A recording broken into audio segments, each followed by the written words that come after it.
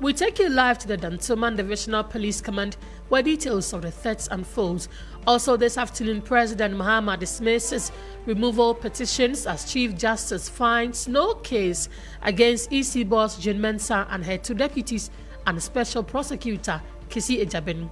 Later on, traders at the Mamponteng Market in the Kwabre East Municipality of the Ashanti Region protest to demand resumption of work on an abandoned market project. Details of this and more in the next 30 minutes. Stay with us.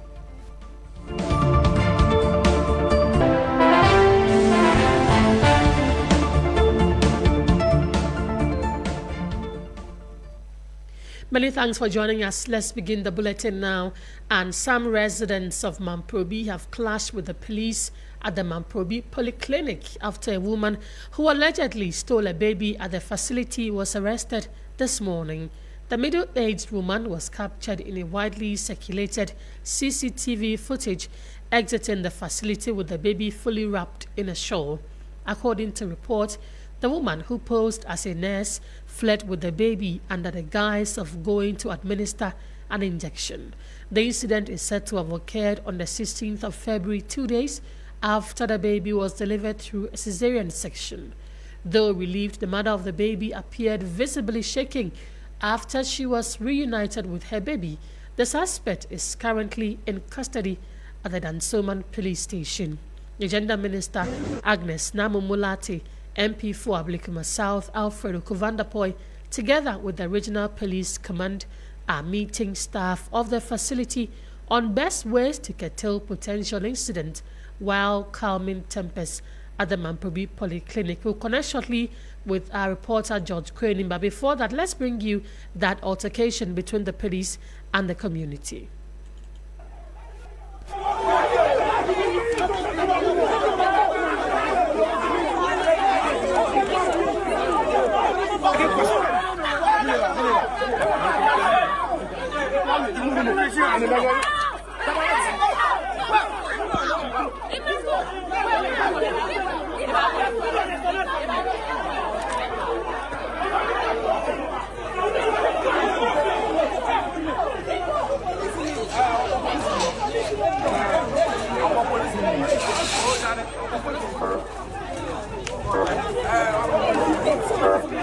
What happened?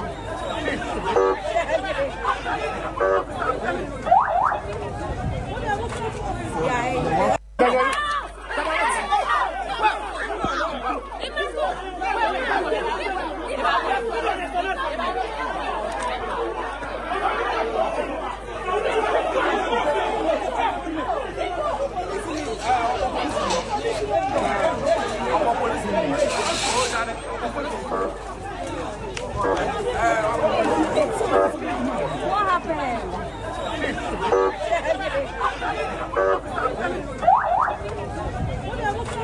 Yeah, the police lab.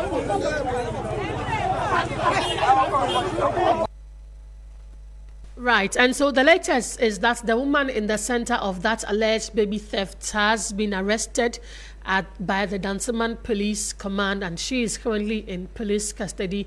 We know that the mother of the baby, though relieved, appeared visibly shaking after she was reunited with her baby, and the suspect, like I said, is currently in custody at the Dansoman Police Station.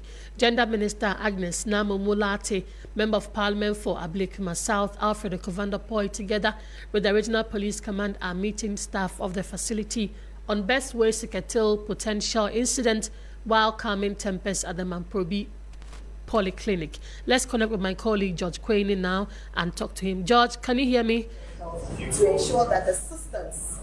Right, we're working the phone to quickly connect with my colleague George Quainin. When we do, we'll bring you the latest on that. This is the Midday News on 3FM 92.7. But the Gender Minister has also been speaking about the incident. Let's listen to her now. For the purposes of those who just joined us, we've had some briefing, we've exchanged, notes on what happened. And then the most important thing is that we are going to support the polyclinic or the health facility to redeem its image, because I was speaking and somebody attested, not just what I was saying, attested to the fact that this is a very good hospital. She was born here, and she knows that the care for mothers and children here is one that is the best in the country. And so we need the media to support this health facility to redeem that image. And then we are also going to work with the Ministry of Health to ensure that the system. So, Gender Minister Agnes Na Mumulate there. Let's now connect with George Quaining, who is speaking with our sister station TV3. Of the stolen baby. No, you are thinking about the noise here. So tell me, what? We're working the phone to quickly connect to George Quaining, but the uncle of the baby has also been speaking. He says they want a DNA test to ascertain whether that is the correct baby that has been returned to them. Let's listen also to the uncle of the baby. No, you are thinking about the noise here. So tell me, what are your concerns? You want to see me as at this moment, the baby is ours, but still I want a DNA done. Yeah, to confirm what they are giving it is not another man's child. Okay. Yeah. So who are you? Me. I am the elder brother to the husband. So a DNA test. So you are not really sure about it. Yeah. Because we will do all those things. But now I'm not assured of what is going on. So we need to conduct a DNA test that proves that the kid is ours. Do you understand? You can't just go and bring any kid at all and tell us, this is it, we find him, take him, go home. What if in the next 10 years we want to travel with the kid and things are not matching? So we need to consult a DNA test. That's it. So you've been listening to uncle of the baby that was stolen and has been returned to the family. The uncle says they want to be sure it is the correct baby, their blood that has been returned to them, and so they are calling for a forensic audit or a DNA test for the baby so that they are able to ascertain whether it is the right baby that has been returned to them. This is the Midday News on 3FM 92.7. We are working the phone to connect with our colleague George Quaining, who is following the case, as well as Armstrong Gold Alagba, who is also at the Dansoman Police Command. We know the police is holding a presser to give us details on how it's unfolded and how they were able to apprehend the woman who took the baby and has later been arrested or returned to the parent. While at it, let's move on and do some other stories. When we are able to connect with them, we'll bring you that subsequently. Well, we can talk to George Quaining now. He's engaged in our sister station, TV3. Minister has been here. The MP for the Jojo has also been here. They engaged the staff here, gave them assurance that everything will be okay. But as you can see, police visibility is quite high here, and it has to actually mark any potential violence that is supposed to take place here. Residents actually, we know, are very furious about whatever is taking place as it stands. So police visibility is quite high, very high. So if I can see, that's the woman going right there, the woman whose son was actually stolen, and I don't know what exactly it is, but that's her with the relatives. I don't know what exactly they're doing, but this is the current situation as it stands now. The gender minister has assured staff here that they will ensure that this very place redeems its reputation, because this place is quite noted for good maternal health, and so this very issue is just an unfortunate one, and it's quite unfortunate that it really happened. And also they'll support this very premises with all the logistics they require to make sure they redeem their reputation. But some residents that we also spoke to before the baby was retrieved could not really sleep. It was quite a solemn mood for them, and actually they've spent some time with the mother, and so it was more like them putting themselves in the shoes of the woman, how it actually felt like you're missing your child 24 hours after delivery. I told the baby was actually born on Valentine's Day and was stolen somewhere on Tuesday, and the woman actually has been apprehended, and she's at the Dansoman police station, and the baby has been retrieved, and the baby is right here where the mother has been, reunited with the mother, and they're actually going through some medical examinations, and any update on that very investigations will actually update you live on TV3.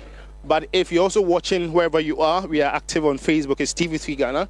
Engage us with your concerns and opinions. Surely we read them and share them to the rest of the world. We also spoke to the uncle of the child, that's Frank Davies, and he says even though the baby has been retrieved, they expect a DNA test to be conducted on the baby.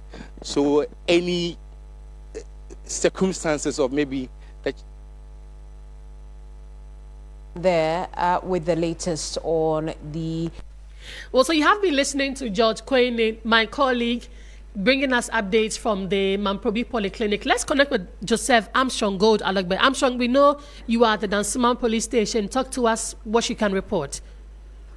So, Grace, currently at the Dansoman Police Station, where the alleged baby theft lady is being kept, the Dansoman Police Station command is come to brief the media on the way forward, and then the real story behind the story we currently know. So we are waiting patiently to hear from the Dansoman Divisional Police Command. Earlier, we have the Gender Minister and also that of the MP for the area, Reverend Kukwadu, all coming into the scene, and also family members of the mother whose baby was stolen, but thankfully now has been retrieved and given back to her, all coming to the police, all demanding to get a whim of the woman who allegedly stole their baby so they can deal with him. But the police has done a professional job by keeping the said woman in custody, and we are not sure whether they're going to bring her for us to have a look at her and also speak to her whether or not what pushed her to steal this baby. So we are going to keep our eye on this development, and I'm sure in the next few minutes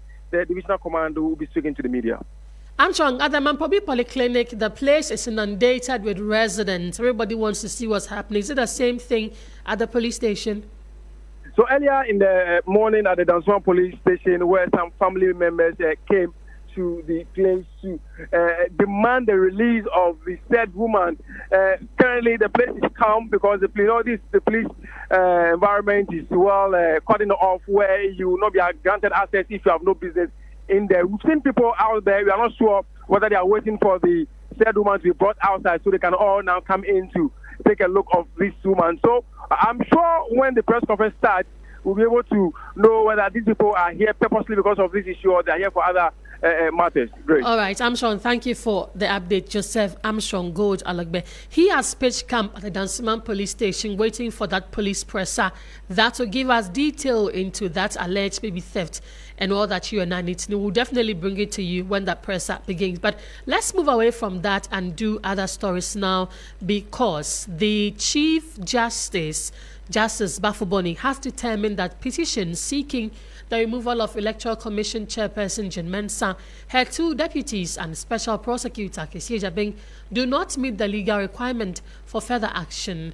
The decision was announced in a statement issued today by Presidential Spokesperson and Minister for Government Communications, Felix Kwakye on behalf of President John Dramani Mahama. In total, the President received 10 petitions last year calling for the removal of these officials. 7 of the petitions targeted Jean Mensah and her deputies, Dr. Bosman, Erika Sare, and Samuel Tate. 3 others called for the removal of Kissi Agyabeng, the Special Prosecutor. As required by law, the President referred the petitions to the Chief Justice in November 2025 to determine whether they had enough merit to proceed. After reviewing them, the Chief Justice concluded that the complaints did not establish a prima facie case, meaning there was not enough basis to trigger a formal investigation. Under Ghana's constitution, such a finding is required before a committee can be set up to examine allegations of misconduct or incompetence. With that threshold not met, the removal process ends at this stage. The ruling means the Electoral Commission leadership and the Special Prosecutor remain in office. Let's stay a while longer on this. Christian Mam Hesse is a private legal practitioner. He's joining us for a conversation. Counsel, what exactly constitutes a prima facie case and Articles 146, and how high is that threshold in practical legal terms? All right. Good afternoon, Grace, and to listeners alike. So basically, when we say prima facie, in simple terms, and by decided authorities, it means that on the glance of the face, and it's a Latin word, on the glance of the face of a petition or application or the process before a quasi-judicial body or a judicial body, that particular process should speak for itself, so that it will not require fervent interrogation to try and know what that seeks to exact. basically what I'm saying is that on the face of it, gleaning or glancing through it, whoever is the officer doing that particular work should be able to establish and say that, oh, this application or this petition, this is what it seeks to say. It has grounded itself for the third removal. If on the face of it, it cannot be said, it cannot be concluded, there cannot be a culpable conclusion to say that indeed what the petition is seeking to convey is established on the face of it, then we say that it has missed that particular legal threshold. Right. And by that, the prima facie has not been established. So, Counsel, this determination by the Chief Justice, does it closely or completely close the matter, or fresh petitions can be filed if new evidence emerges? I mean, it doesn't close it. If they believe that there is some other act or actions or omissions that the third persons might have done, they are at liberty in law to petition. So, but as far as this particular one is concerned, the matter is exhausted. And so if new evidence is found, that we can open, or there can be new petitions? Yes, I mean, if they have any other, I get where you are. Whether the same matter that is vexed could be gone into twice, that would be double jeopardy. But as to whether they would want to contest that one too is a matter of law. But as far as the determination under Article 146 is concerned, where the Chief Justice acting under Article 146 2 and then 4, this is the conclusion of it. Right. If they could not, on the face of it, prove that indeed what they are alleging it can be adduced on the face of it, and that the matter fails. Right, Counsel. So before I let you go, does this ruling, in your view, strengthen institutional stability, or could it deepen public debate about transparency in high-level removal proceedings? Well, I mean, it shows the rule of law, because Article 146 speaks the fact that, I mean, when the president receives such petition, he has to refer it to the Chief Justice when it deals with a superior court judge. And by the Constitution, such persons qualify in that range. That is why it went to the Chief Justice to determine on the face of it. And by the exercise of that, in the absence of any breach of rule of law, it shows transparency, it shows the strength of institutions. Right, Counsel, thank you for your time this afternoon. Christian Malmhese, private legal practitioner there. Let's just stay with the court, and the High Court has adjourned proceedings in the case of former Deputy National Service Authority boss Giftowari versus the Republic after a dispute over an application for stay of proceedings. The defense has appealed to the Court of Appeal following an earlier High Court ruling dismissing a request to refer to the Supreme Court a dispute over disclosure of defense witnesses under the 2018 Criminal Trial Practice Directions. Pending that appeal, the applicant asked the High Court to halt the trial. The Republic filed an affidavit in opposition after the stay application was filed. But the defense told the court today that they had not been served. Justice Audrey Kosivite ordered the prosecution to serve the affidavit and has adjourned the case to March 9, 2026 for hearing on the stay application. The Chief Justice, Justice Paul Bafuboni, says delivering justice at the district level is key to restoring public trust and deepening the rule of law across the country. He stated during the commissioning of new court facilities in 2 districts of the Eastern Region. There's more in this report. For years, inadequate judiciary facilities have strained judiciary staff and security services, affecting justice delivery on the Agyabeng Ridge Enclave in the Eastern Region.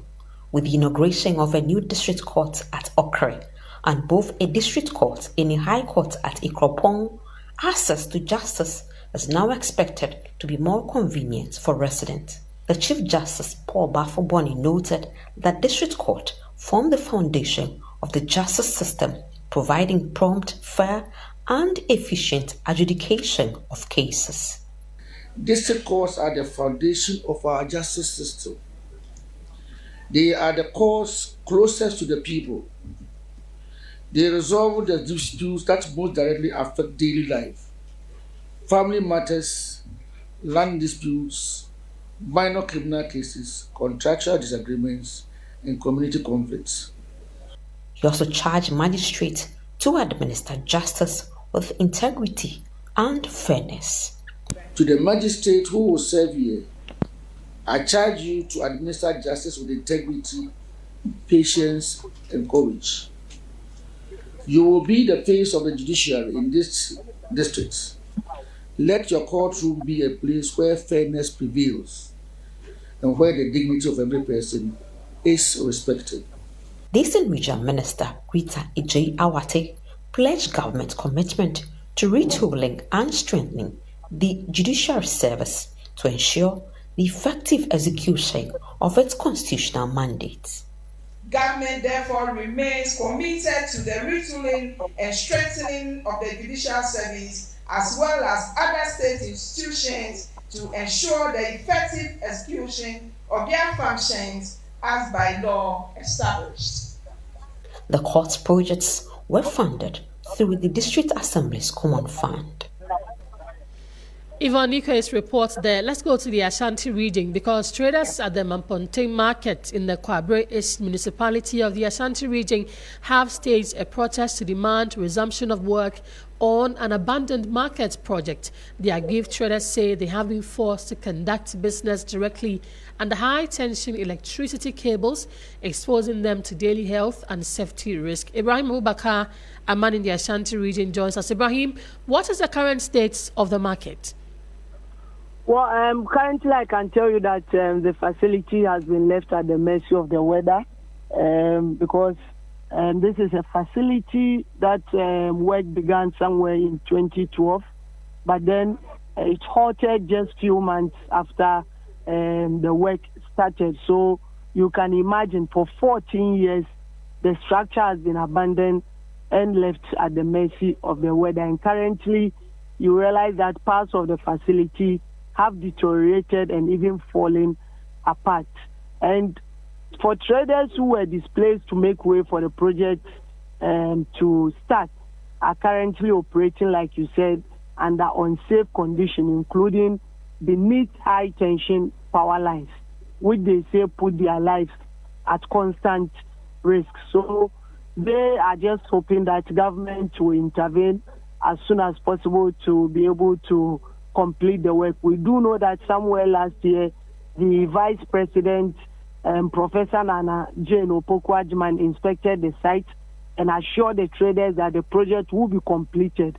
However, there has not been any visible project as no contractors returned to the site. So now they are just proposing that if government is not ready to complete the market project for them, government should grant them permission to also source for funds somewhere and be able to complete so that they will go ahead and occupy it. Let's listen to what some of the traders have been saying.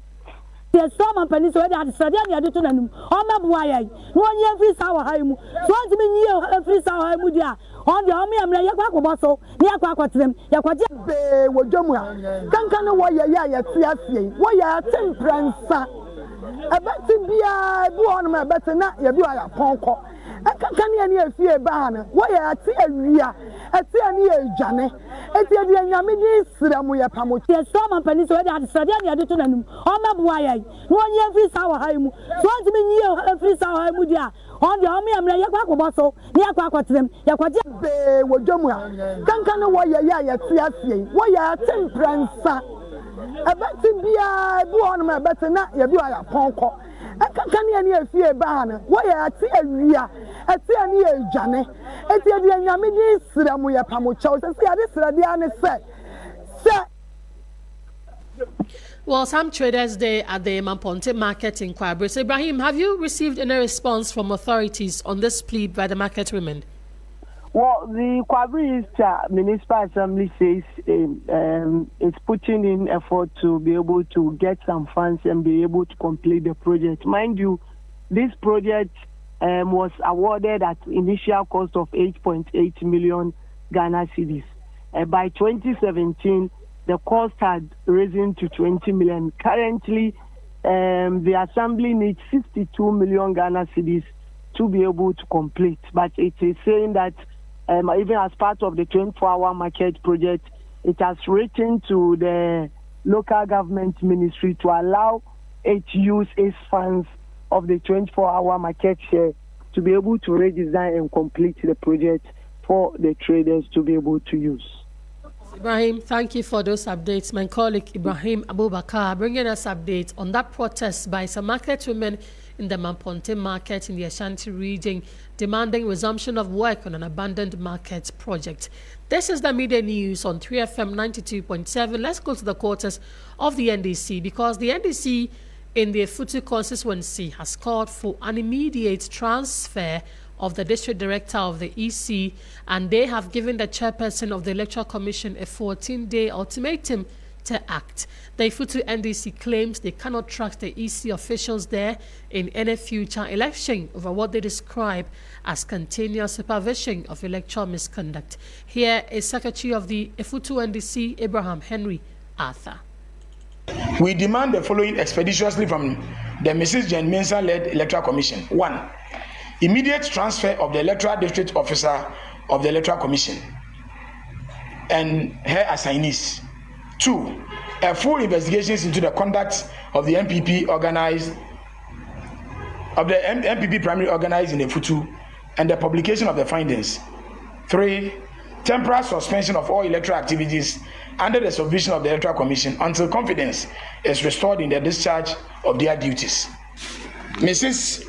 Jen Mensah, to, as a matter of urgency, within 14 days, transfer the district electoral officer and their cronies from the Electoral Commission. Failure to do so, we will advise ourselves to use all democratic process to ensure that we move them out of this vicinity.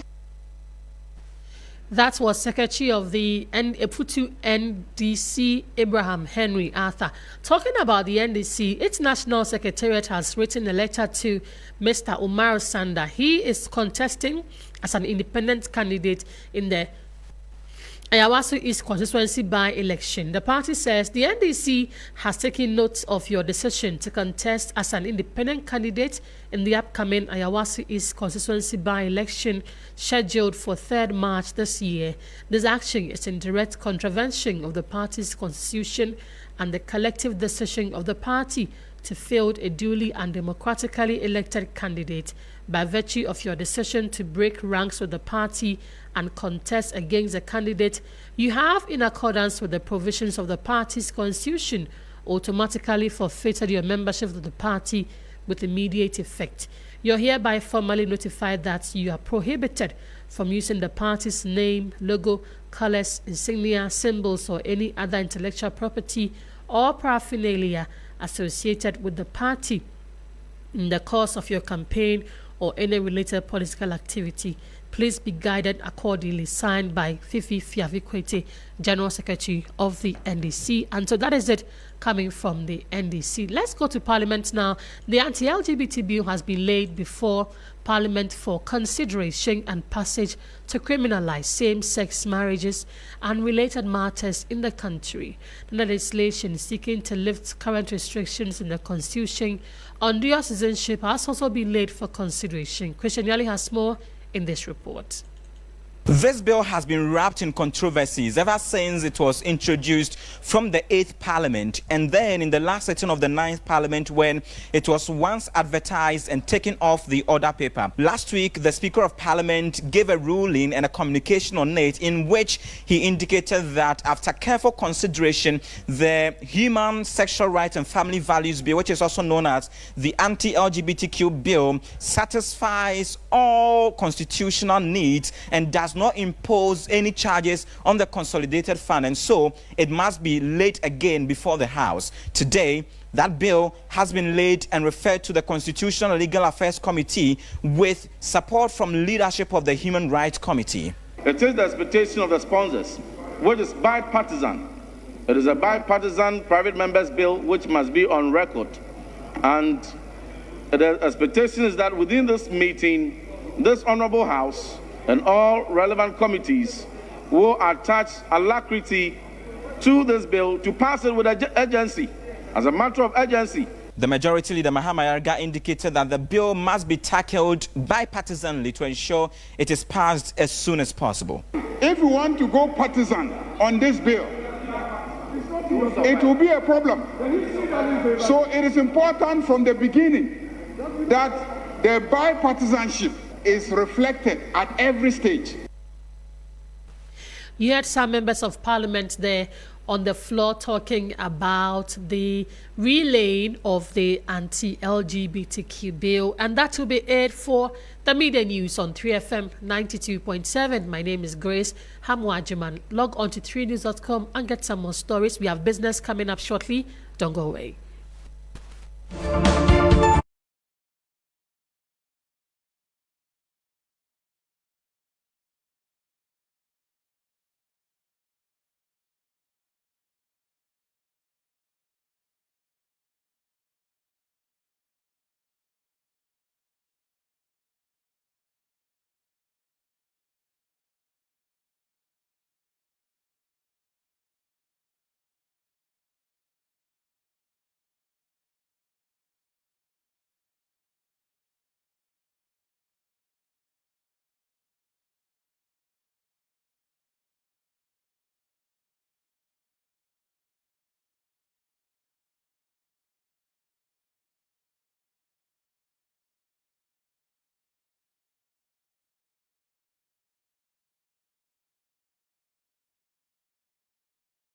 And welcome to Business Daily on 3FM 92.7. Coming up this afternoon, Ghana signals economic recovery with 10 billion cedis domestic debt exchange program interest payment. Also, advocacy group Natural Resources Justice warns oil well failed to secure Ghana's social safety net. Most of the time, we do not put in monitoring measures to be able to monitor. And even in terms of the decision, we do not aggregate the data or the allocation in the sense of how many women we want to impact or how many women has the project impacted. And much later, debt decay amid water and power cuts plunge the Commander Sugar Factory into darkness. The factory has been disconnected from the national grid and water supply by Ghana Water Company Limited due to unpaid bills. Added to the poor state of the equipment, the facility has accumulated significant debts. I am Enyunam Haliga, bringing you details of these and other stories. Please stay with us.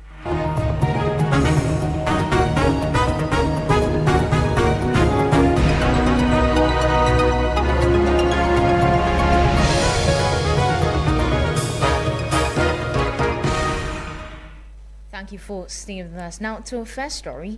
In a move signaling a steady turnaround for Ghana's economy, the government has announced a successful payment of 10 billion cedis in interest obligations under the Domestic Debt Exchange Program. The Ministry of Finance, in a press statement released today, February 18, 2026, confirmed that the payment marks the 6th coupon since the program's inception in the late 2022. Notably, it's the second consecutive time the government has fulfilled its obligation entirely in cash. There's more in the full report. Government's full cash settlement covers all CD-denominated coupon obligations under the Domestic Debt Exchange Program in line with the restructuring memorandum and the broader debt management framework. In the statement, government described the payment as timely, noting that it reinforces investor confidence and is expected to support Ghana's credit outlook. Government has reaffirmed its commitment to meeting all future obligations under the program, citing the strong financial buffers and improving macroeconomic indicators. Falling inflation, declining interest rate, and a stable CD are among the key factors underpinning that confidence. The full cash payment is being viewed as further evidence of growing fiscal discipline and the effectiveness of Ghana's debt restructuring efforts. Officials believe honoring obligations without alternative arrangement will boost market sentiment, attract new investment, and lay a stronger foundation for sustainable economic growth. Financial analysts say the development also enhances stability across the financial sector, particularly for banks and pension funds with significant exposure to domestic debt instruments. That was a 3 Business News Desk report on government announcing 10 billion cedis DDEP interest payment. Now, the head of policy and programs at the Integrated Social Development Center, Bernard Anaba, has raised concerns about the inconsistent impact of Ghana's oil revenues on essential social services. He acknowledged that while petroleum wealth remains a cornerstone of the nation's budget, it has yet to translate into steady improvement for the country's most vulnerable citizens. The workshop brought together civil society actors, community leaders and policy experts to scrutinize how the country's oil revenues are being allocated to support vulnerable groups. The critical gathering focused on the vital intersection of natural resource wealth and social equity. Industry watchers were of the view that the allocation of the annual budget's funding amount often lacks the necessary precision to tackle social inequalities. Head of Policy and Programs at ISODEC and Coordinator of Resource Justice Network, Bernard Anaba, argued for a more deliberate approach towards inclusive natural resource governance. We look at the annual budget funding amount, the oil funds, to see how that has been applied and the impact on the marginalized groups, communities that are often overlooked in terms of when we are making decisions on natural resources. Most of the time, we do not put in monitoring measures to be able to monitor. And even in terms of the decision, we do not aggregate the data or the allocation in the sense of how many women we want to impact, or how many women has a project impacted, how many youth has a project impacted, whether it's in agriculture, whether it's in education, whichever sector that we're applying these funds. A policy analyst at the Africa Center for Energy Policy, Rosalind Malpemo-Fiagbe, noted the financial benefit of Ghana's extractive sector will continue to concentrate at the top unless government adopts a more deliberate focus on gender and social inclusion. It has to be intentional when it comes to policy issues. It has to be inclusive enough to cover women mostly, because historically these traditional structures have affected most of these women in the mining communities, where they are excluded in decision making, and also some of the benefits that the society is supposed to benefit, some of these women are excluded. So they have to be intentional with JC so that the extractive sector that is technical or male dominated has to be structured in a way that every framework in this extractive sector has to benefit women, the youth, and persons with disabilities. While the mining, oil and gas sectors contribute significantly to the national treasury, the trickle-down effect of marginalized population, particularly women, youth and persons with disability, remains dangerously thin. Now to some other stories. Serious technical faults, mounting debt and supply chain breakdown have prevented the Komenda Sugar Factory from operating at full capacity as the government moves to attract a strategic investor to revive the facility. Now, to compound the challenges, the factory has been cut off from the national electricity grid. The Komenda Sugar Factory continues to face major operational setbacks a decade after its commissioning. Answering questions in Parliament, the Minister of Trade, Agribusiness and Industry, Elizabeth Tufusu-Ijari, confirmed the situation. Technical and operational deficiencies have prevented the factory from running at full capacity. The machinery and equipment of the factory have not been refurbished since construction in 2016. Equipment, generators, and motors need maintenance, and boiler top hull needs replacement to bring the factory back to life. The challenges are compounded by infrastructure disconnections. The factory has been disconnected from the national grid by Electricity Company of Ghana and water supply by Ghana Water Company Limited due to unpaid bills. Added to the poor state of the equipment, the facility has accumulated significant debts. Further, operationalization of the factory has also been hindered by lack of raw materials. The farming community, which was expected to anchor the raw material supply, remains disengaged. The supervising ministry says it has prioritized the engagement of a transaction advisor to restructure and package the factory in order to attract a strategic investor.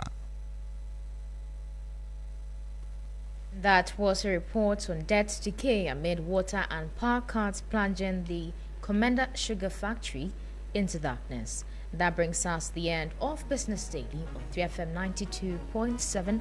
For more news, please check our website at 3news.com. I am Enyuna Malika. Stay tuned.